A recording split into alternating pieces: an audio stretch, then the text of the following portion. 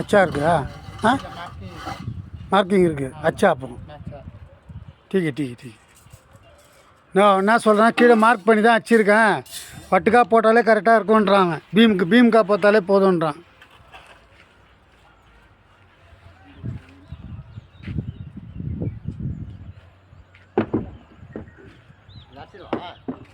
வேணாம் வேணாம் வேணாம், நீ போகிறீங்க போங்க. மேல் மட்டை மட்டும் தண்ணி ஊற்றி பெருக்கி விட்டு போங்க.